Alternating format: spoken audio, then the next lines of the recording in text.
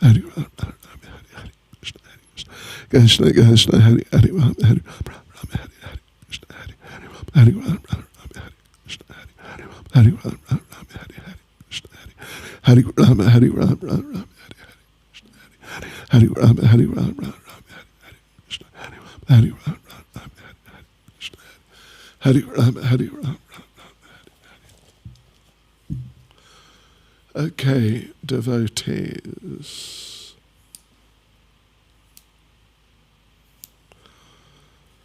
Here we go.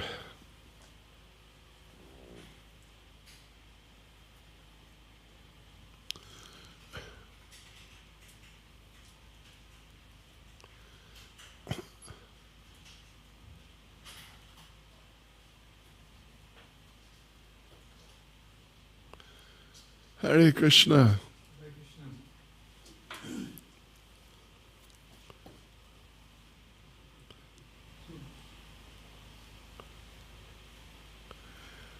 Right. So here we go.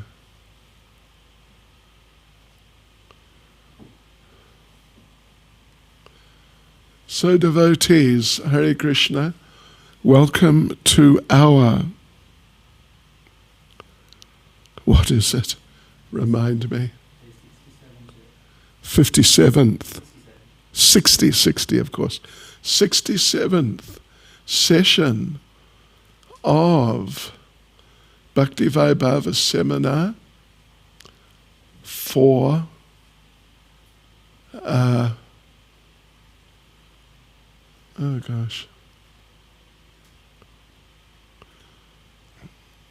right.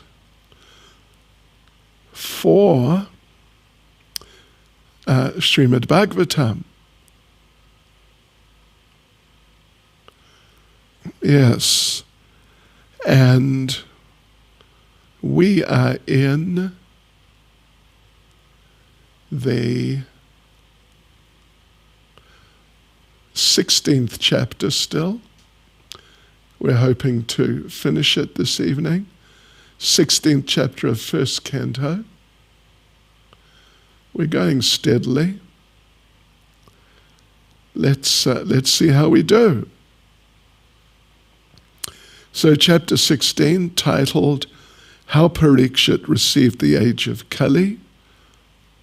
And the last section is meeting between Dharma, personality of religion, and Mother Earth. Dharma in the form of a bull, Mother Earth in the form of a cow.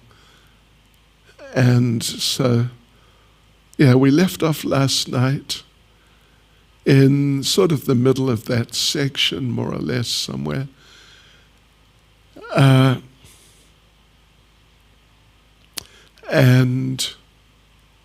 we're continuing on from verse 25. First of all, though, let us chant our prayers.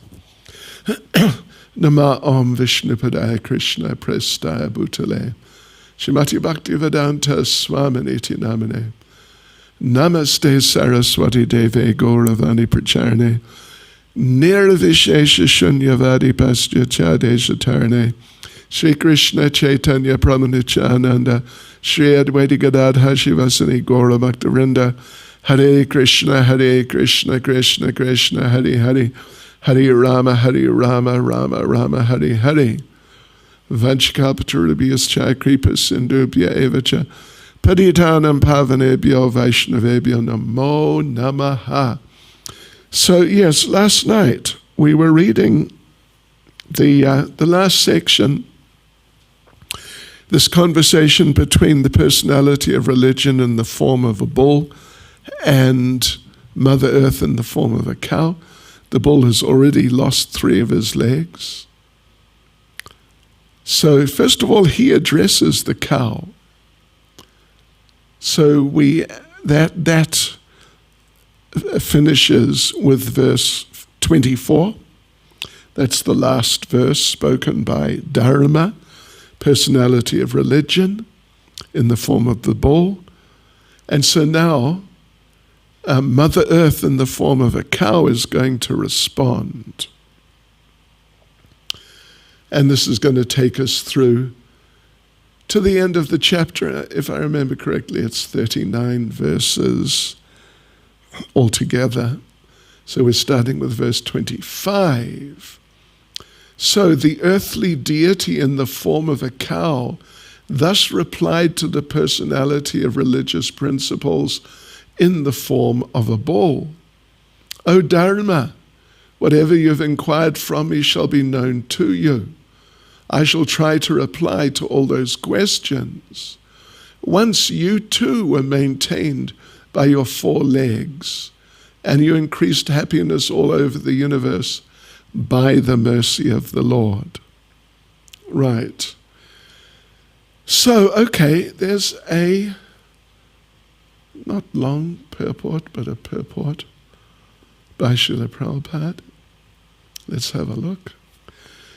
So, the principles of religion are given by the Supreme Lord, of course. Dharmam tu sakshad bhagavat pranitam. Dharma, sakshat. Religion is given directly by the Supreme Lord. But it's carried out, enforced, applied, you could say. Prabhupada says here by Yamaraj, who's also known as Dharmaraj. Means the king of religion. So, Srila Prabhupada gives an explanation of how these principles deteriorate through the yugas. They work fully in Satya Yuga. They are reduced by 25%, means to 75% in Treta Yuga. Then Dwapara Yuga, they're down to 50. And in Kali Yuga, at least in the beginning of Kali Yuga, down to 25%. But, I think if we think that they're still at 25% in 2022, I think it's wishful thinking, frankly. So then, but Prabhupada then says that by the end of Kali Yuga, they come to 0. So anyway, Prabhupada explains happiness, individually, collectively, depends proportionately on the maintenance of religious principles. Yes. So therefore we should maintain those principles.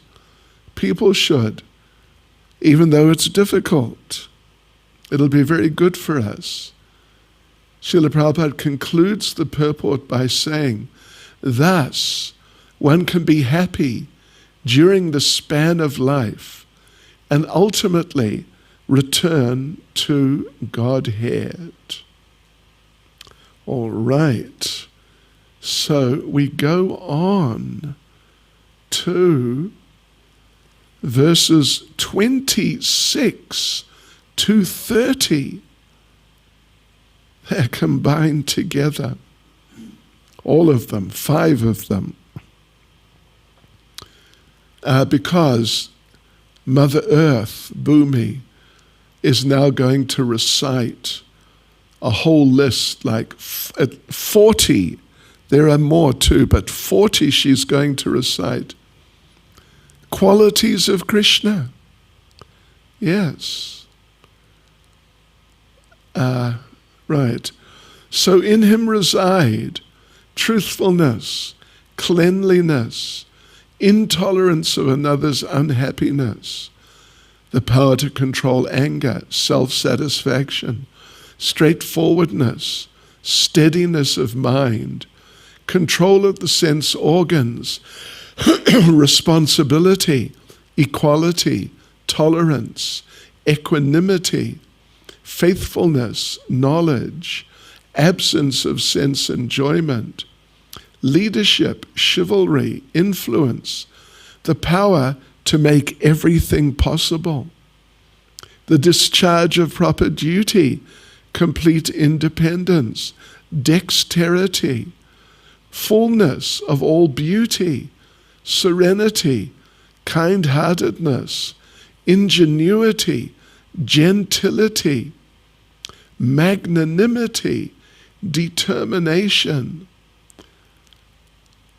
perfection in all knowledge, proper execution, possession of all objects of enjoyment, joyfulness, immovability, fidelity, fame, worship, pridelessness, being as the personality of Godhead, and eternity. And then it continues actually, and many other transcendental qualities which are eternally present and never to be separated from Him.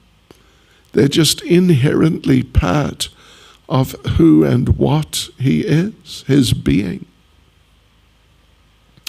This personality of Godhead, the reservoir of all goodness and beauty, Lord Sri Krishna, has now closed His transcendental pastimes on the face of the earth.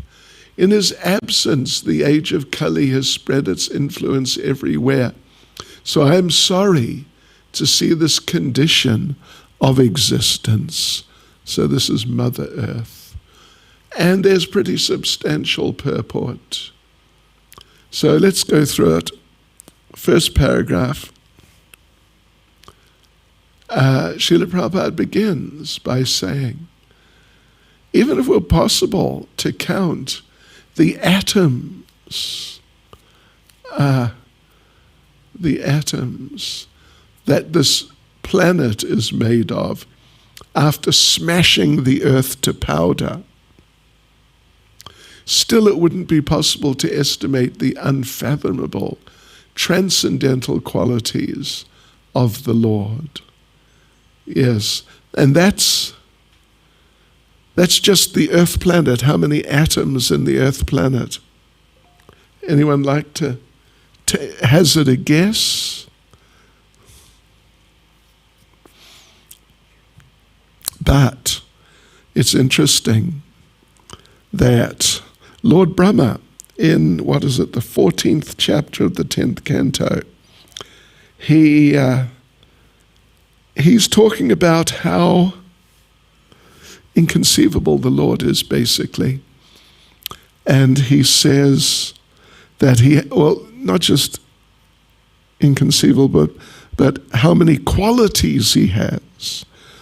And he says He has more qualities than the stars in the sky, the grains of sand on all the beaches, deserts, wherever you find grains of sand, and more qualities than the number of atoms, not just in the planet, but in the universe. And I forget exactly which acharya it is. It may be Sanatana Goswami, but it's one of them. He says that, yes, how many atoms in the universe, it's just beyond anyone. But he says, however, Lord Sankarshan knows. He knows how many atoms in the universe. Okay. So anyway, to carry on, Ananta Shesh, Lord Ananta, has been chanting the glories of the Lord with numberless tongues for numberless years, but not possible to estimate the qualities of the Lord. Yeah, He's been reciting pastimes with His numberless tongues since eternity, and He has never repeated one of the pastimes. Yeah. So we're really talking about a special person. All right, so some of the qualities can be subdivided. For example, Prabhupada quotes Srila Jiva Goswami, the third quality we read. Who remembers it? Anyway, it's okay. Intolerance of another's unhappiness can be subdivided into 1, protection of the surrendered souls, and 2, the well-wisher, having well-wishers for the devotees. However, another perspective on that point, that the qualities can be subdivided. In Nectar of Devotion, 64 qualities of the Lord are listed. I think it's chapter 20. And, there's only 64. But the thing is, we just said how they're, innumerable. You cannot calculate. How could that be if Nectar of Devotion says there's only 64? It's because there's so many subdivisions and subdivisions of subdivisions until you end up with just something far beyond our ability to calculate. So anyway, in Bhagavad Gita, Krishna says he wants everyone to surrender to him. Then he'll protect us from our reactions. So the unsurrendered people are not devotees, and so they don't get protection. Haribol. It's just heavy, isn't it? So heavy. What's going to happen to them? So he has all good wishes for the devotees, gives them special attention, gives them direction to help them discharge their duties on the path to Godhead. Then number 10 is equally kind to all like the sun, but many cannot take advantage of the sun. Those who stay indoors, they can't take advantage of the sun. So, what can you do? But otherwise, if it's up to them, if they go outside immediately, they'll get some mercy from the sun. Right.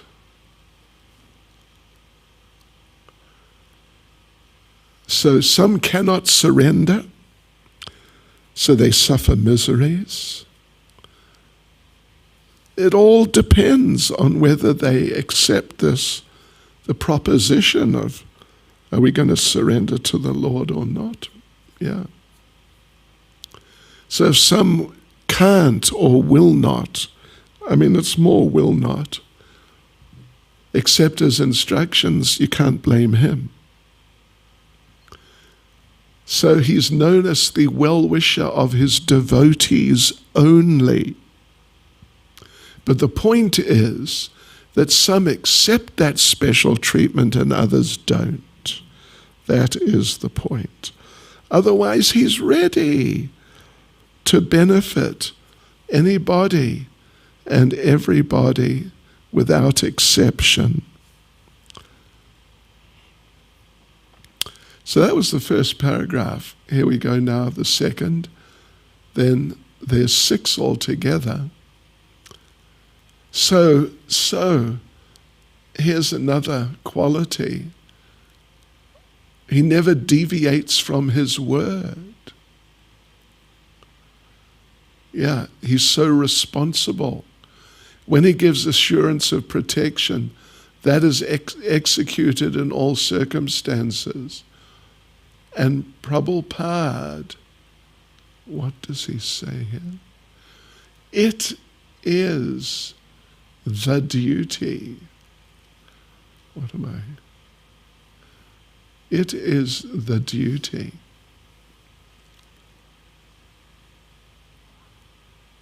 Okay, anyway.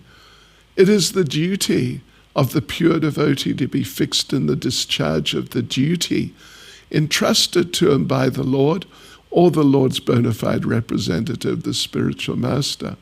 The rest is carried on by the Lord without a break. Yes. So anyway, that was the second paragraph. Third paragraph discusses... Oh, what's going on? Sorry, it's a bit mixed up here.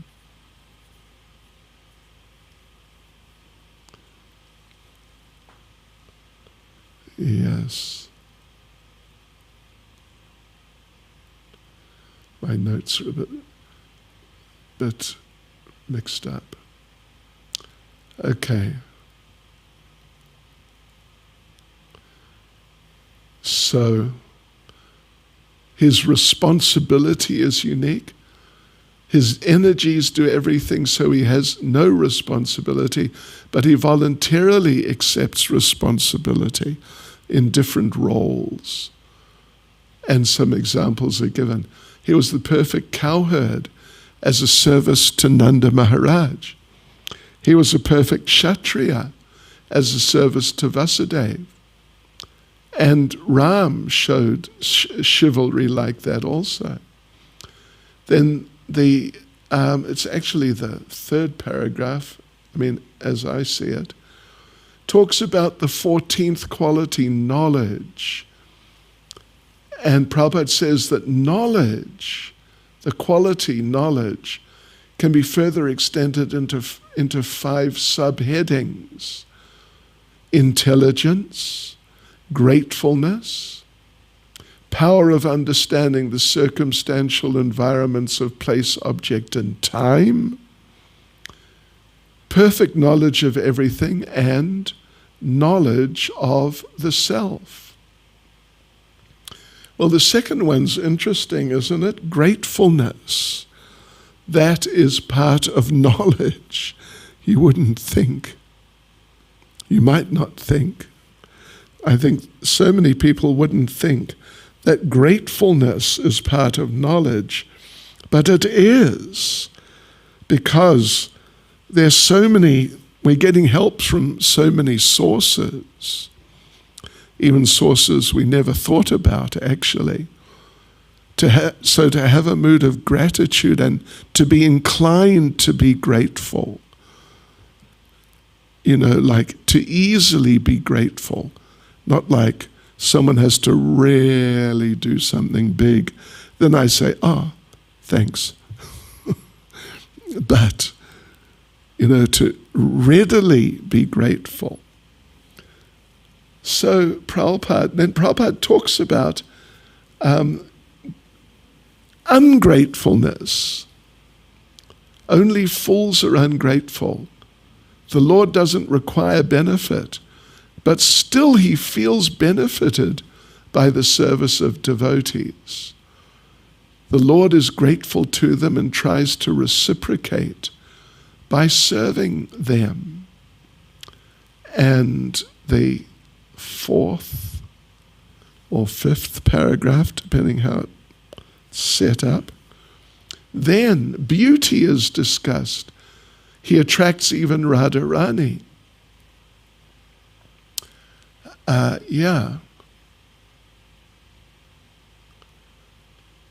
He attracts even Radharani, so he's Madan Mohan. Then he is Parabrahman.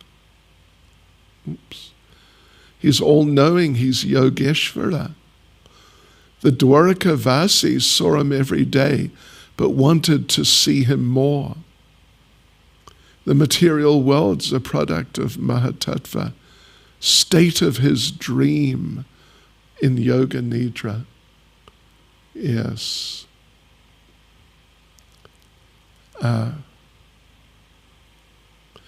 This material world is a product of the Mahatattva, which is a state of the Lord's dreaming condition in his Yoga Nidra mystic slumber in the causal ocean.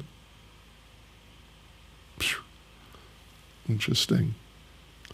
So, but the interesting point, the Dwarkavasis saw him every day but wanted to see him more. Srila Rupa Goswami in, Laghu Bhagavatamrita, he talks about how Krishna, then Ram, then Nrsingadev are the three most important forms of the Lord. Lord Ramachandra, yeah. But then he distinguishes between them and ultimately between Ram and Krishna. And one very interesting difference he gives is that when Lord Ram was banished, when he actually left Ayodhya, everyone cried. Everyone was just devastated completely for one day. But when Krishna left Vrindavan, everyone was devastated every day. Yeah. So that's a difference. So, okay, anyway. Let's have a look here. Right, so finally, Prabhupada discusses that he maintains. So Prabhupada says, the Lord, being all that is described above, maintains the affairs of the creation, and by so doing gives salvation even to his enemies who are killed by him. And so he's worshipable even by Brahma and Shiva. And it's pretty hard to be worshipable by Brahma and Shiva. Yeah. So then, even in his incarnation of the Purusha avatars, he's the Lord of the creative energy. The creative energy is working under his control. He has, Prabhupada says, he is the control switch of the material energy. And in order to control the material energy in innumerable universes, he is the root cause of innumerable incarnations in all the universes. Yeah. So many incarnations are there. For example, in one universe, there are more than 500,000 incarnations of Manu. Yeah. Quick calculation. What's 13 by 365 by 100? I mean, there's people who'll do this in their heads. 474,500. Is it? Okay, yeah. So that's what Prabhupada said. What did he say? That there are more than 500,000 incarnations of Manu in one universe. Anyway, at least 475,000 or something. That's a lot. And they're all coming from him. So that's amazing. So of course in Vaikuntha, his forms are not incarnations, but they are expansions. There's a difference between expansions and incarnations. And an expansion can be an incarnation.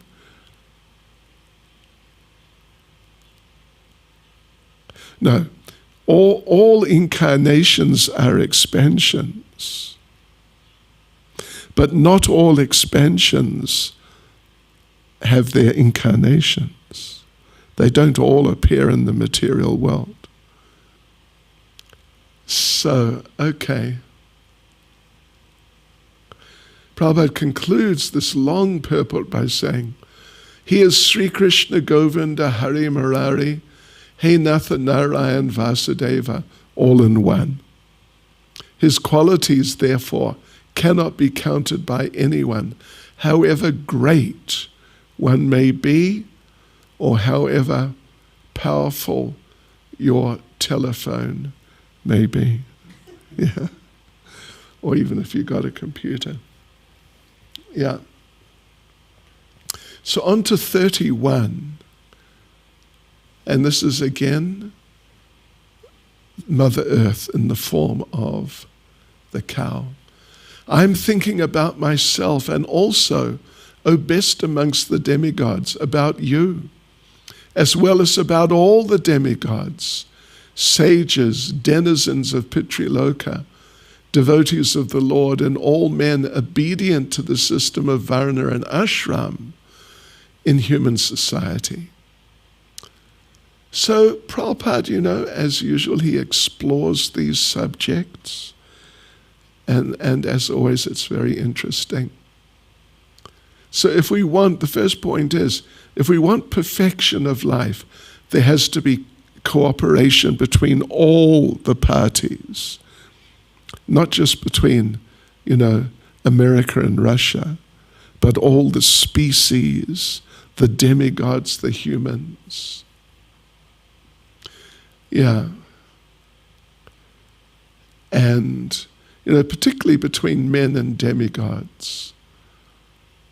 So Prabhupada then makes an interesting point, the distinction between animal life and human life. You know what he says? It's very interesting. Is that that the distinction begins with Varnashram. Yeah. Guided by sages in relation to demigods, and ultimately rising to our relationship with Krishna. So, when God made Varnashram is broken by advancement of foolishness, peaceful, progressive life is disturbed. And then Prabhupada expresses it. Very interesting. In Kali Yuga, the first, he says, strike of the venomous snake is against Varnashram. And therefore in Kali Yuga, someone who is qualified as a Brahmin is called a Sudra, and vice versa, all by birthright. I mean, how true, absolutely true is that? So in Prabhupada then, he's discussing quite a bit about, or a certain amount about Varnashram. A Brahmin by birth is not at all bona fide.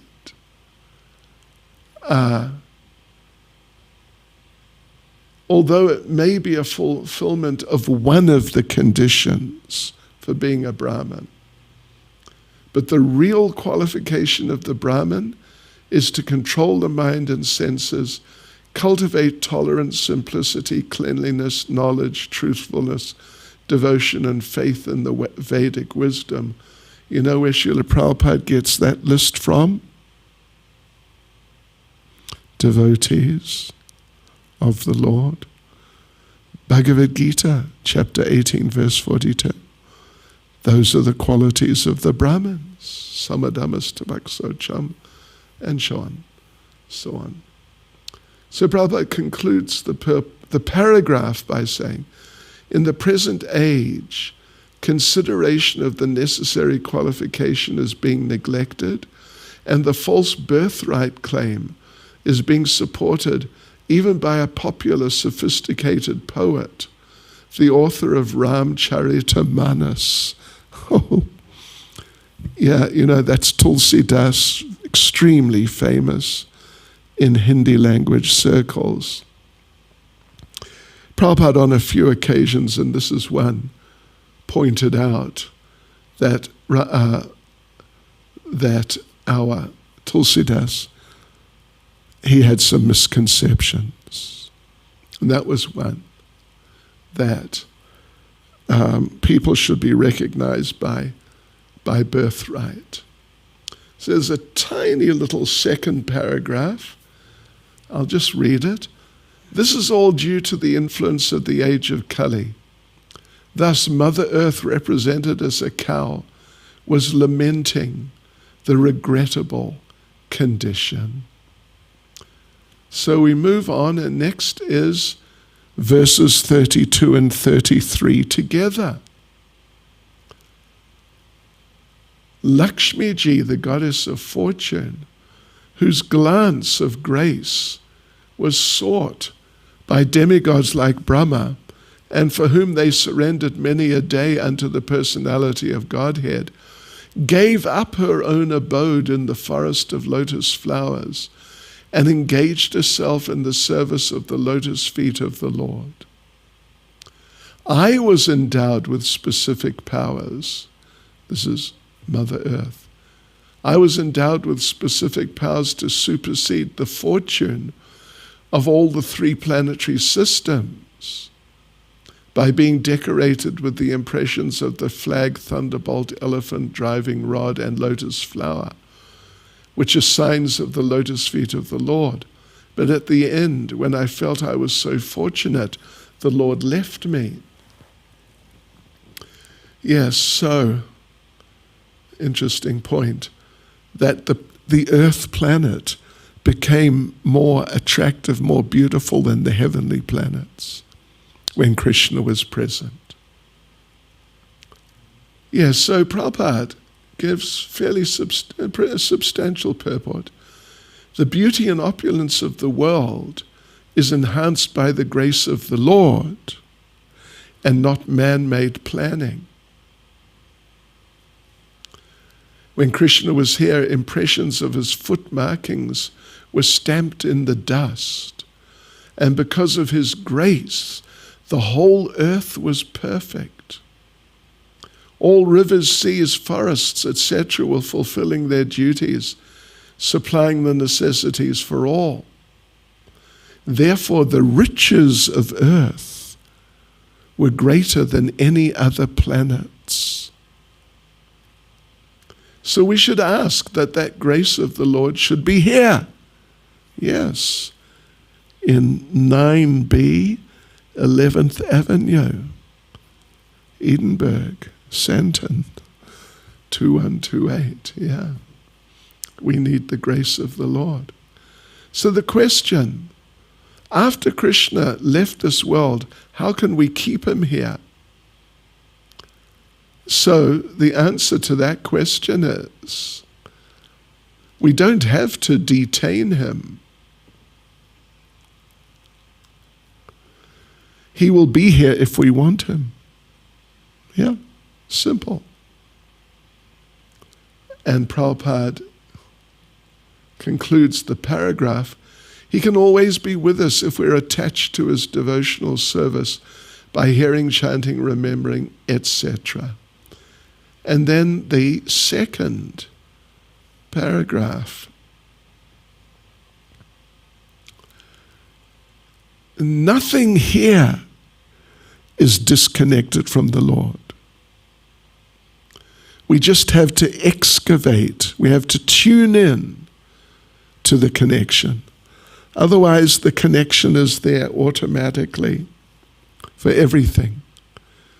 But the problem is we are disconnected. Therefore, we can't see the connections. Yes.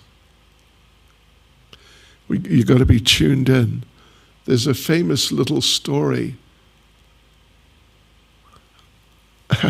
I've told before, I'll tell it again.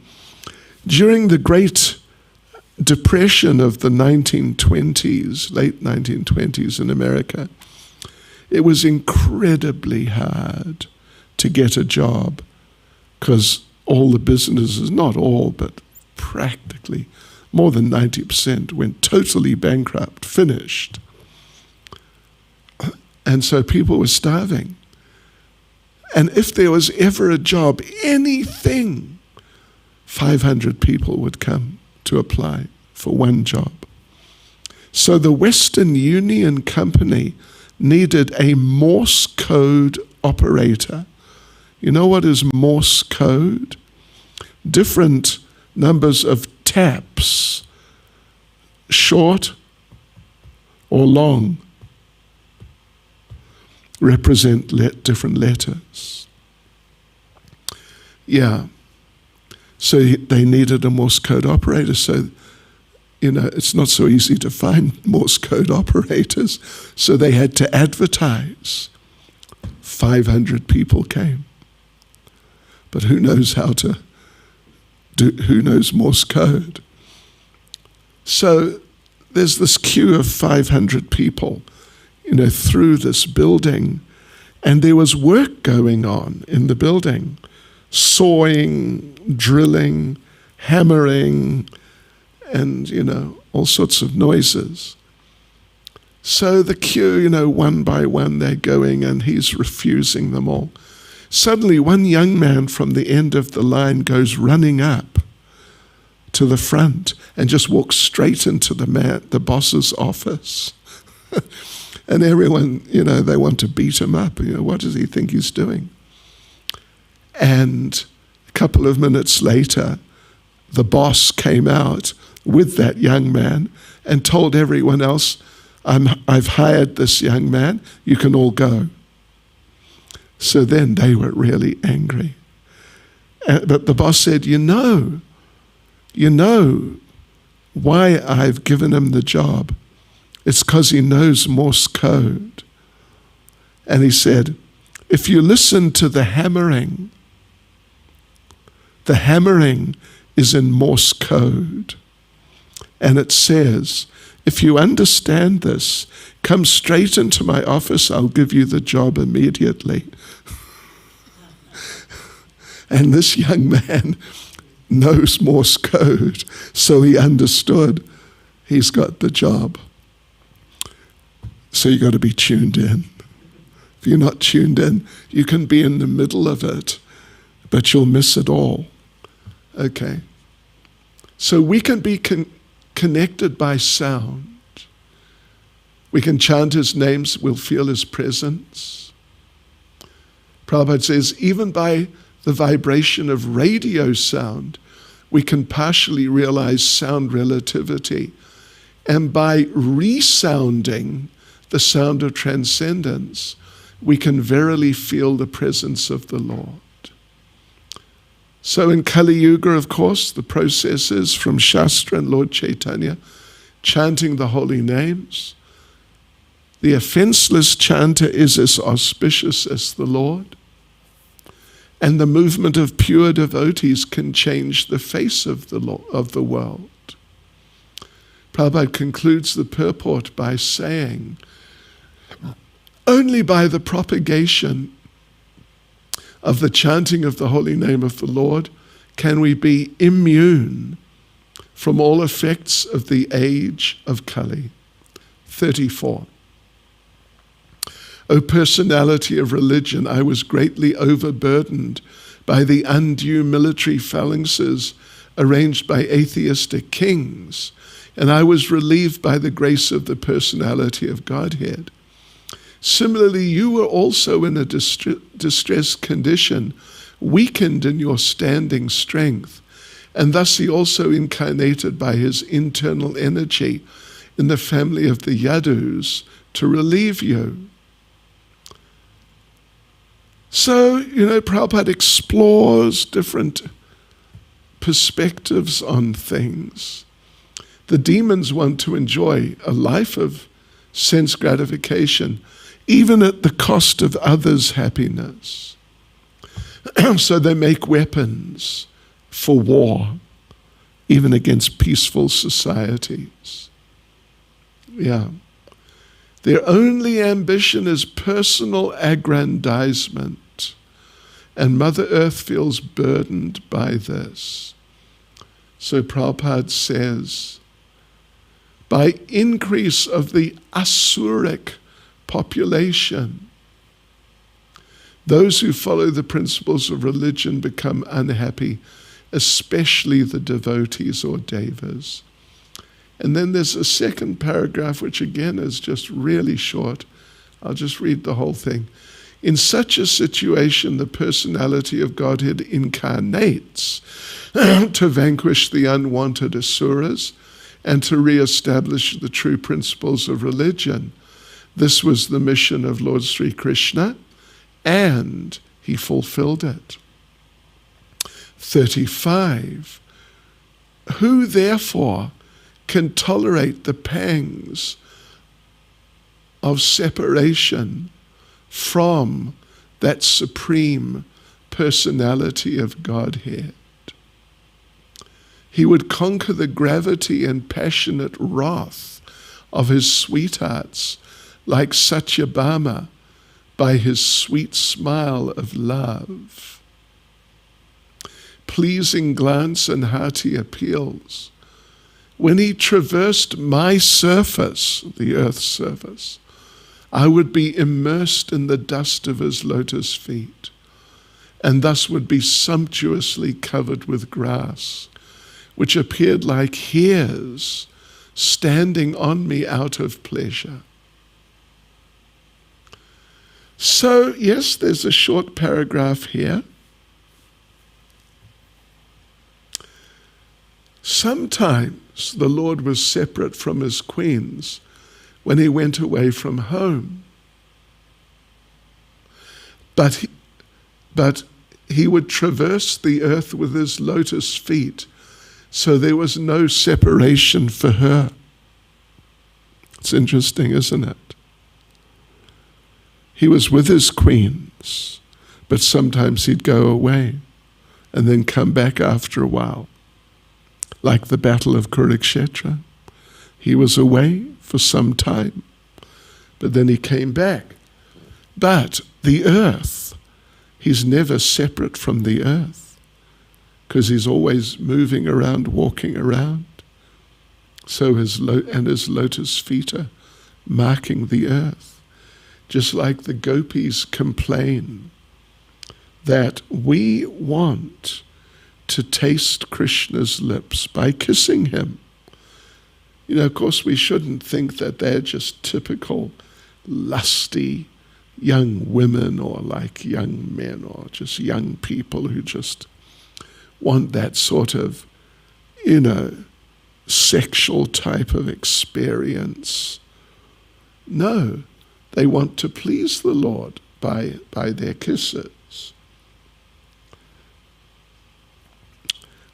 But they were often separated from Krishna.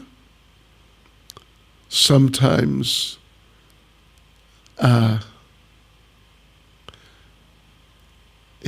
sometimes Jatila would come and they'd have to just, run for it, or Krishna would have to run for it, or, the whole thing would be broken up. Yeah. There's the famous story from Yavat. Krishna would sometimes, of course he couldn't just walk in and see Radharani, but what he would do sometimes would be he'd climb over the wall. And there were trees in the courtyard, and he'd climb into the tree and down through the tree. But there's this story that one time Jatila, just as Krishna entered the tree, and he's just moved a meter or two down or something. And Jatila came out and she heard. It was night, and fortunately for Krishna, Jatila is half blind. So she couldn't see what's going on, who's there, but something was going on. And so she called out to, just sort of up, she called out, "Who's there? Who are you?" And a voice came back. Well, not a voice, but the sound came back. "Cuckoo, cuckoo." It was Krishna imitating a cuckoo. And Jatila said, "You're no cuckoo. Who are you?" And the sound came back. "Cuckoo, cuckoo." And she went inside. And Krishna thought, I got to get out of here. So he's just about to climb up again. And she came out. And now she's really on guard. "Who are you? Who are you?" "Cuckoo, cuckoo." And in the end, she kept coming out, going and coming out, and sending others out to check, and it was a whole thing. So in the end, Krishna had to stay in the tree the whole night. It's very inconvenient, very uncomfortable. So anyway, things like that would happen, and people would be, like the gopis, and even sometimes Krishna would be inconvenienced. But Krishna always keeps his flute with him when he's dancing with the gopis, when he's with the cowherd boys, when he's with his parents, whatever. He's always got his flute with him, and he's always putting it to his lips and playing on his flute just like so regularly. So the gopis complained. They expressed a type of transcendental envy that just see this flute. What is this flute? It's just a piece of dry wood. And it's a male, but it's always tasting the nectar of Krishna's lips, which we can't do. And so they became transcendentally envious of the flute.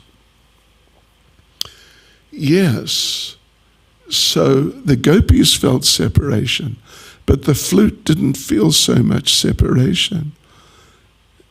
Even when Krishna was not playing the flute was right there with Krishna. So Srila Prabhupada concludes the purport by saying, when the Lord left the surface of the earth to return to his spiritual abode, the earth's feelings of separation were therefore more acute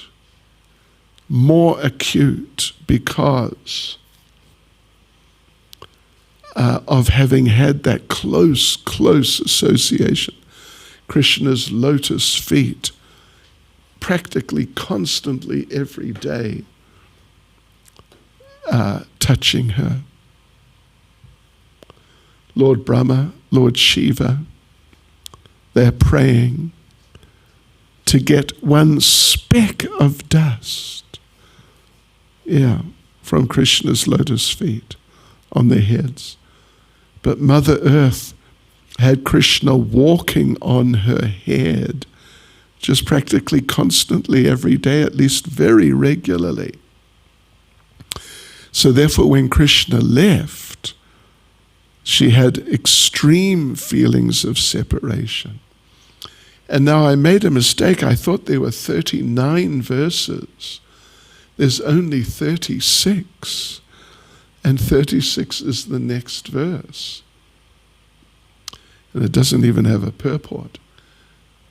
So while the earth and the personality of religion were thus engaged in conversation, the saintly King Parikshit reached the shore of the Saraswati River, which flowed towards the east. So they're talking to each other. Maharaj Parikshit has not quite arrived on the scene, but he's just arriving just now. So of course the thing is, Maharaj Parikshit was living in Hastinapur, and he had representatives all over the planet who were maintaining everything.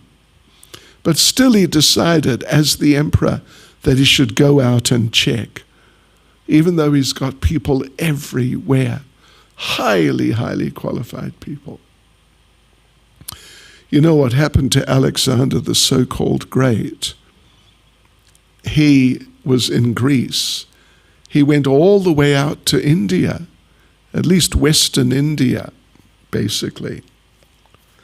Conquering and killing. Amazing. And as he went from one place he just conquered to the next place to conquer it, he'd leave a few people behind, not a lot, but some people behind to govern the place he had just conquered. But the problem was there were so many more local people in all those towns and cities and places. As soon as he'd gone, they would wipe out the people he'd left behind and take over again. So his so-called victorious program was just a waste of time. So when he finally decided he had to go back, he couldn't, because all those places had turned against him, and he'd lost a lot of men, and it was a mess, huge mess. So then they went on another route through the desert, and basically the vast majority died just from the heat and no water, and he died. And there's a famous conversation between him and I think it's Dionysius. Anyway, one of his advisors, like kind of Brahmin advisors, Alexander's about to leave to conquer, and he goes to meet, I think it's Dionysius, let's just say it's Dionysius. And he says to him, right, okay, I'm going to conquer. And Dionysius says, well, what are you going to do after you've conquered? And Alexander says, well, I'll come back and I'll take rest. And Dionysius said, well, why don't you just take rest now and forget about conquering if that's going to be the end of it? Yeah. So poor old Alexander, he died, of some either malaria or some sort of horrible thing in the desert. Yeah. So anyway, King Parikshit, he established people in all the kingdoms because he was the emperor who was the king of the kings. But they were all qualified, so they're actually keeping things under control. But still he decided to go out and see how things were going. And this is how come he turned up there on the banks of the Saraswati River. Hare Krishna. Grantaraj Srimad Bhagavatam ki jai. Srila Prabhupada ki jai.